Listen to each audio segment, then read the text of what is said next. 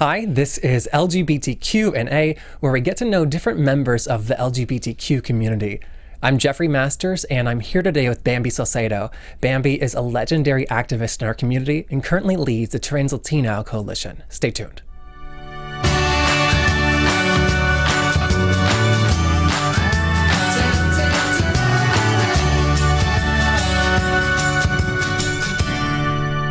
Hey, Bamby. Hey, Jeffrey, Hi. how are you? Good. Welcome to our show. Thank you so much for inviting me and for the opportunity to address the audience. Oh, absolutely. I'm so excited to talk to you. You know, when I first saw you, you had long shoulder-length hair. Yes, I did a couple of years ago. Oh, it's been that long. It's going to be 2 years in June of next year. So it's a year and a half ago since I decided to chop off my hair. Yeah, like all of it. I love it. It looks amazing. Yeah. What made you decide to cut it? It was really, well, I actually did it during a speech in Seattle at Trans Pride. So there was about 5,000 people there. And Wow. yeah, I did it, publicly, and really it was part of my message. And my message was that it like nobody can dictate what we can do with our bodies but ourselves. And I offer my beautiful hair as a sign that I could do whatever I wanted with my body. Wow. And that's like to the general population. Is that like just like beauty standards and like gender norms and everything? Well, even within the the trans community, I mean, I was like, I got a lot of compliments, but also like people were shocked because, for many of us, that's part of our femininity, right? And so for me to like go from one stream to the next stream or to the other side, it was like, pretty radical per se. Yeah. That's a big, too, like a message saying like physical obviously matters to a lot of people, but like it's what's inside. Like your hair will not affect your gender either way. Exactly. And that was totally the message. That was totally, and it was also liberating, because it's like you're basically not conforming, right? Yeah. To what society tells you that you are supposed to be, but you're simply being yourself. On a practical level, is it easier to deal with now? Your hair? Oh, totally. I mean, even when I had like long hair, I usually used to have it like on a bun. It was just easier for me to just grab my whole hair and just put it in a bun. But now it's like just, get up and go, like, you don't really have to do much. That's very nice. Yes. So tell me, you've been an activist for a while. I'm wondering if you can talk about how being an activist has changed over the last couple of years.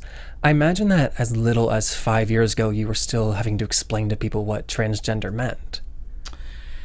I think the movement, from the beginning, it has been definitely a constant struggle, right? Like we have sort of like, right now we are in a pivotal moment, to where we as a community are being recognized to some degree, particularly in media, right? Like but the reality is that, we as trans people continue to face extreme social issues, right?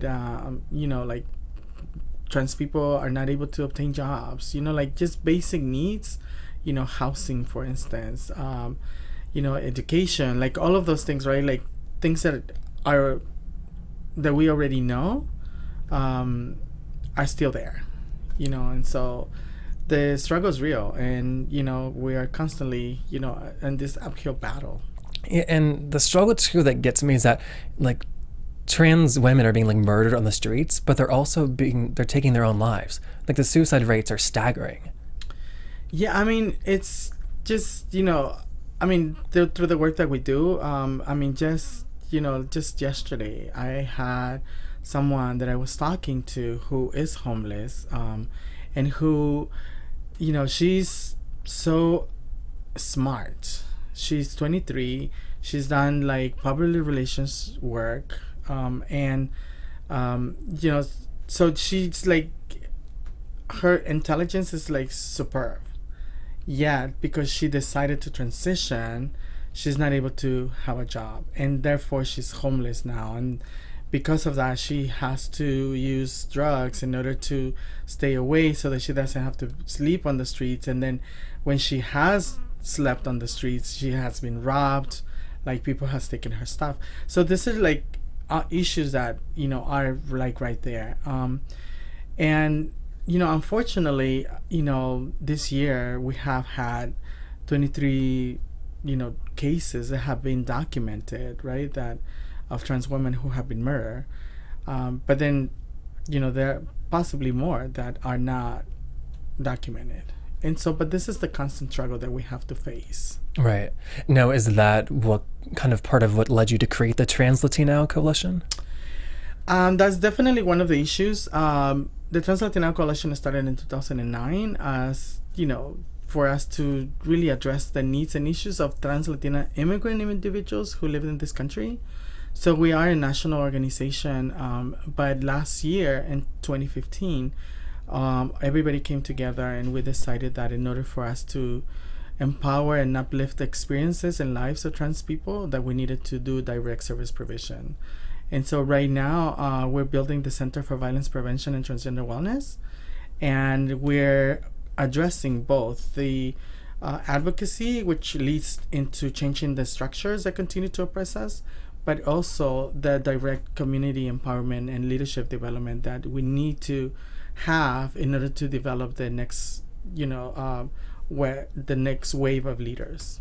Wow. And so that's been around since 2009? We started in 2009, and we have representation in 11 different states. So we have 7 organized chapters. That's huge. Yeah. And is it Latin immigrants specifically? Well, no. Last year, when we met, we changed. We took off immigrants, and we're focusing for the next 5 years, focusing specifically on trans Latinos around the country. But our vision is for us to be an organization that provides resources and empowers the trans community as a whole. Yeah. I read the 5-year plan. It's on the website. Yes. I didn't realize what a big scope it is, from legislation all the way down to just individual lives of like HIV care and helping people get jobs. It's very ambitious and necessary. Yes. And you know, I, as an individual, you know, that's one of the things that I have taken on personally, right? But also as an organization, you know, this is something that we have taken on and that we are actually doing since we started in January of this year, providing direct services. We have, you know, grown. We have 3 staff right now. We just got notice that we got another grant, and we're gonna have another staff. We're focusing on economic development. And, you know, we're focusing on providing emergency supportive services to people. We have a program that is an HIV prevention strategy that is funded through the Elton John Foundation. And we provide trans people who are getting released from immigration detention centers and incarceration emergency supportive services. We give them rental assistance, we give them food vouchers, and we give them transportation vouchers. And we have a case manager that connects them with other existing services. Wow. So how do people know that you exist? Like, are you seeking them out, or do they find you? They're finding us. I mean, you know, again, our first program was providing emergency supportive services to trans people who are getting released from incarceration or immigration detention centers. And, you know, we're a small community. Word gets around like pretty quick. And so far, we have in our caseload 27 individuals that we have served so far since January to today. But, you know, one of the things that we have found and that we continue to see is like, okay, we are supporting people, like providing emergency supportive services, but we want to connect them with jobs. And for trans people who are getting released from immigration detention centers, some of them, because of the advocacy that we have done also to get them released, they're sort of like in limbo. So they don't have, you know, they don't have papers to work. They don't have a social security number. They don't have, you know, a way to get an ID. So it's getting difficult to place them into workforce development. So that's one of the issues that we're seeing. we're also seeing that, when we have to place them like in emergency shelters, we're not finding sensitive places to where we can place them. Unfortunately, there's not a place, for us to go to. There is the LGBT Center, and they have a program there, but it's specifically for youth ages, up to 24 years old. And so, and even though there's that, there's also a high demand for that. And so for people who are of trans experience, who are above 24 years old, there's nowhere for us to go. So you mentioned before, someone who's a homeless, was that a friend or someone you're working with? People that I actually have a couple of friends who are struggling, and we're trying to place with community housing. So there's not a trans exclusive or like LGBTQ exclusive like homeless shelter. No, other than with the exception of the LGBT Center, there's none. For over 18. Wow. I didn't know that. Mm-hmm. But we are on the task of building that. Really? Yes. We are going to make it happen. And one of the things that, is happening, I know that a lot happens, and I get involved in a lot of stuff. Yeah. But one of the things that are happening is that right now we're actually advocating for the decriminalization of trans people who are doing sex work. Because one of the things that happened recently is that LAPD has set up to do raids to arrest trans people who are doing sex work. And, they reach out to community organizations to go and do outreach to those people that have arrest. But then yet there's no services to connect them to. So it's a larger issue that we're definitely addressing. In fact, we have sent a letter to the mayor. We have sent a letter to Mitchell Farrell, who is the council member for that district. And we also, the letter was also sent to the police commission and several organizations that we are organizing to address that. And one of our demands is for the city to intentionally invest into the livelihood of trans people. Wow. How far out do you think that would be to build a shelter? 5 years or more? No, this is an emergency thing. I think we need to call it what it is. It is we as a community are in a state of emergency, and we need for our elected officials that instead of criminalizing us and putting us in jail, that they actually need to invest in the livelihood of trans people. We need to be able to obtain the basic needs, right? We need housing, we need jobs, we need we need to be able to go to school, we need to be able to learn things if we don't have the skills. And so I think those things need to be addressed immediately. We're talking about obviously a lot of struggles. When you're I don't want to generalize, but it's when we're talking about homelessness and job security, how do you present the future in a realistic way to people you're working with without just making it seem dismal? How do you, Well, I think I don't want to phrase that in an offensive way, but you need to be realistic, but how do you still find hope there when we're dealing with such basic needs that need to be met? A lot of times what I often use, in the community, it's my own personal experience, right? I am one who has overcome all of those things. When I first got to Los Angeles, to Hollywood, I was 19 years old. And I was homeless, and I was a sex worker. I was using drugs.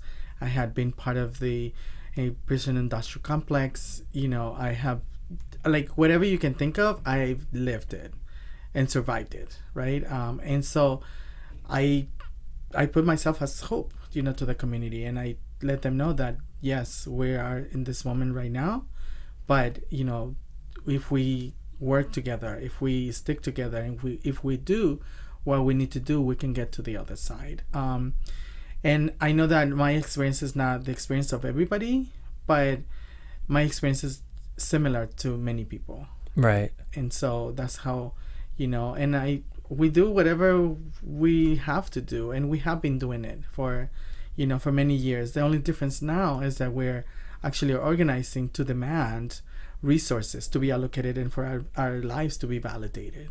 Absolutely. You got to America at 19, you said? No, I got to the United States when I was 17. 17. But I got to Los Angeles when I was 19. Oh, I see. When did you become an activist? It's been like, I guess you could say my career has been sort of like short. Again, my previous life was,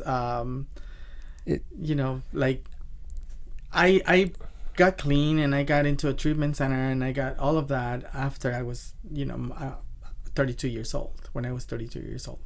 So it's only been like 15 years that I've been actively nonstop advocating and just, Because you had to like get your own life figured out first. Yeah. Yes. But as I was doing that, I was also doing that work.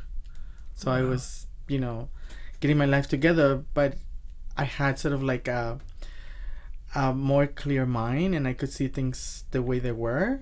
And so it was that, but I was also seeing my friends that I was, in the corner with, just a few months before, being attacked, being murdered, being, dragged from cars, like being chased, and so, like I was seeing it with a more clear mind. But one of the things that sort of like really marked my advocacy and my activism was the murder of Gwen Araujo, which happened in 2002.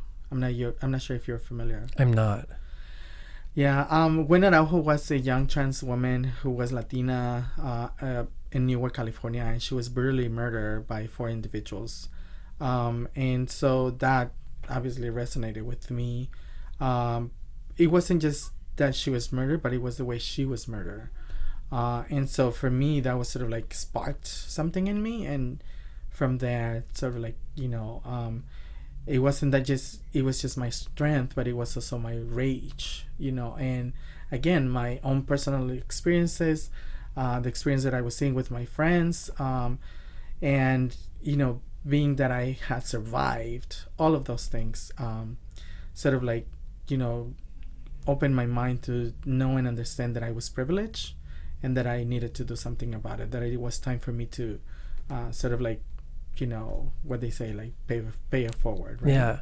You have been through so much. I think that we're very lucky that you are open about it and able to use your own story to like help others. There's a movie about me, so it's called Transvisible, right? Like there's no shame about, who I am. I own what I've done and I have, pay my dues, right? Like I was, incarcerated, but I also understand now I'm able to see how social factors influence for us to be where we are and to do the things that we have to do. Right. And I think that's like a great point that I like want to get across to other people is that trans people are not at risk of homelessness or losing their jobs or of suicidal thoughts and behaviors because of biological factors. It's the environment and like the stigmas and the stress. And it's like the onus is on us, like creating that environment. Totally. And, I think, it's important to understand that, that gender is a social construct, right? And so we have, for centuries have sort of like formed this notion of, it's either or, right? But historically, there has been people who are, gender nonconforming. It's just that, our society and the violence, the institutional violence that we have experienced, particularly people of color, right, is what has translated for us to be criminalized simply for being who we are. Right. I have a friend who is intelligent and not a bigot, and they just thought that RuPaul was transgender. So I don't know where people learn about this if they don't know someone who's trans or don't hear about it in schools, which is rare. I don't know where we learn about it. Well, I mean, right now, and in the era that we are right now, right, there's an amazing place that is called YouTube. Right? Right? I have heard of it. So, you know, like, you could find out and learn about anything in YouTube, you know? That's a great actionable thing that people can do. Totally. Because it's not people who are like aggressively anti-trans. They just simply don't know. Right. And there's different ways, you know, and again, you know, unfortunately, like, the media has contributed a lot for us to be where we are in terms of, like, both in the past for people attack us, right? Simply for who we are. But also, you know, to bring visibility to our community. And I think it's also important for us to highlight that with visibility, there's also the criminality has increased against us. And we can see that through, you know, the different legislation that is passing against us, that, you know, how we constantly get profiled, how we, you know, we constantly get, you know, discriminated, you know, when we simply trying to get a job. So, like, all of those things obviously contribute for us to be where we are within our society. Yeah. California has some of the most trans inclusive laws in the country. On the whole, do you feel safe living in LA? You know, it's really unpredictable, you know, because the life of a trans woman of color really is, you know, we're living day by day, right? So when you're at your home, if you have a home, then you could say that you're safe. But when we walk out of our homes, oftentimes we are someone who have a target on us, right? And I mean, even though I am privileged and I am empowered, you know, last year I was a victim of a hate crime, you know, and so we are all exposed to the violence, you know. If you're not sort of like the standard, you know, that people think what is supposed to be beautiful, or a woman, for instance, or even a man, if you're not masculine enough, right, like, you could be attacked. If you're not feminine enough, you could be attacked. But one of the reasons is because for us as trans women, I think, and this is obviously my own analogy, right, is that because we have left the privilege of manhood, that, you know, that speaks to the masculinity of other men, and so therefore we get prone to be attacked. And I don't know if that makes sense to you. Oh, no, it does make sense. I was just processing it. That's fascinating. Because often, I mean, I think too about how some of the most prominent trans people today are trans women of color. The Janet Mocks and Laverne Coxes. And I think that's such an interesting dichotomy, since they're also the most marginalized group. Mm-hmm. Yeah. But also, I think it's important that we also acknowledge that, you know, not all of us or not all of our experiences are not captured, right? Like, unfortunately, you know, some of us do have the privilege to be in the eye of the media, you know, or that we get recognized, you know, more than others. But unfortunately, that lived experiences that, you know, people, or the common people, how we want to say, are not highlighted as they should. Well, I and I just completely agree. And I have to think that Janet Mock and Laverne Cox are such, like, classically gorgeous women. I think that almost the culture needed, like, it's a pretty privilege. They needed someone pretty to say, like, oh, okay, we can accept these people, for then to make it okay for other people. I mean, I think it's the way the media works. Yeah. Right? I mean, like, the images that you portrayed is that sort of like the images that, you know, are going to be popular, are going to be sold, right? But I mean, I don't want to in any way minimize, you know, the amazing work that Laverne Cox and Janet Mock have been doing. Oh, absolutely. You know, because I love them and they're my dear friends. And, you know, and they have definitely brought visibility to our community in a way that has never been done before, right? And so I think that's amazing. But again, at the same time, it's also important that we understand that violence has also increased with that. Yeah. In your advocacy over the last 15 years-ish, is there, like, one or two things you're most proud of? Oh my goodness. I can definitely name one or two, but I don't want to just single specific moments because there have been so many things that have, you know, that have in many different ways fed my soul. Yeah. You know, but Well, tell me one, and we'll frame it as a moment you're proud of, not the most proud of, just a moment. A moment.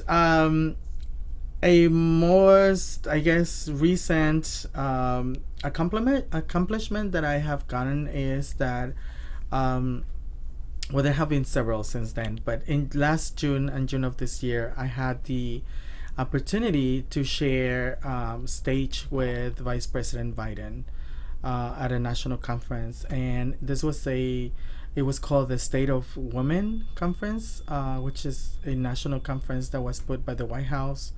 And to be invited to be one of the keynote speakers at a women's conference, to be acknowledged as a woman. Not only that, but also sharing stage with the vice president. It's huge, right? As someone who has, you know, and I also have been invited to the White House twice, but as someone who has come from, and this is one of my talks that I'm going to do after, from the big house to the White House. What's the first word? The what house? From the big house to the White House, right? Yeah. So, like, someone who has been on the streets, has gone to prison, and, you know, been a drug addict, has been able to, like, overcome those things, and then being acknowledged and you know, being invited to the White House is huge. Yeah. And as an immigrant, too. Totally. All of that. Yeah. Trans, immigrant, all of those things. All those intersections are me. That's amazing that also that they're acknowledging immigrants as, I mean, obviously our country is built on immigrants. I'm like the children of them. But to say like, yes, you're a part of our culture today, not just like your kids and the people we help, but like right now. Mm-hmm. What did you talk about at the White House in your speech? I talked about it, and it's really, I mean, I don't want to say it's funny, but it was in some ways timely because it was the Monday after the Orlando incident.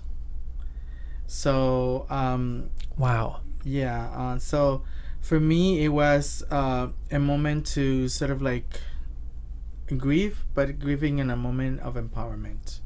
And so I, you know, started my speech by asking people to, instead of giving a moment of silence, to give a moment of power and to send, you know, love to Orlando. And, you know, so we just scream and clap, and it was like very powerful. But it was also framing that issue of, you know, institutional violence, and really calling out the issue of our government, acknowledging trans people, the existence of trans people, and what we need to do to change that. So it was framed around that, really. Wow, that's powerful. I don't know if they, I know that they taped it, but I need to ask to see if I can, you know. But I got like so many compliments afterwards. Wow. Yeah, that, you know, that my speech really moved people. Wow. You're saying moment of power. Are you, it made me think, are you a spiritual person? I am. You know, I get my spirituality or the fulfillment of my soul in different ways. But twice a year I take time off. So, and I seclude myself, and I write, and I think, and I plan. You know, where do you go? Do you leave town, or you in your home? I've done both. But I for the last couple of years I've been sort of like learning to go out of state or somewhere, you know, where I can seclude myself, and not necessarily out of state, but somewhere where I can be alone. Like this past July, I was in Oregon. I went to Oregon to some hot springs, and, you know, up in the mountains, and it was really great. Oh, I love that. Mm-hmm. Cool. That you do that twice a year. You take these time off. Mm-hmm. What is your self-care like though on like a more like daily basis? Well, I get massages every 2 weeks. Oh, Bambi. I like that. Yes, I mean that's what I need to do for me to take care of myself. That's I think for the most part what I do. I obviously every night I do like a self inventory. So I do that. I also ask my higher power to guide me through the day. So when I wake up in the morning, the first thing that I do, I drink water, and I ask my higher power to guide me and to guide my words and to guide my actions and to guide whatever I'm gonna do, and to put the people that needs to be put in front of me, to if I need to help, and whatever it is, right? So that's sort of like the rigorous things that I do every day that I don't skip. Wow. Well, I think that's a great place to leave it. Thank you for this. Of course. No, thank you. Absolutely. If people wanted to find out more about you, should we send them to your website, social media? What do you prefer? I mean, all of the above. I'm very privileged that I do have a website. So it's BambySalcedo.com. Or, I'm in social media. Also, people can find me on Facebook, Twitter, Instagram, all of those. Snapchat, All the above. Awesome. And I'm at Twitter at JeffMasters1. And you can find all of our previous interviews on iTunes and YouTube. And of course, we have to ask you to leave a comment. Please do that and tell all of your friends. We'll see you next week. Goodbye. Very good. From executive producers Maria Menounos, Kevin Undergaro, Phil Svitek, and the entire AfterBuzz TV staff, we would like to thank you for listening to the AfterBuzz TV network. To watch or listen to other after shows and post comments or questions, be sure to visit AfterBuzzTV.com. I'm Sir Richard Wentworth, and this has been a presentation of AfterBuzz TV. The views expressed herein are those of the hosts only and do not necessarily reflect the views of AfterBuzz TV or its owners or principals.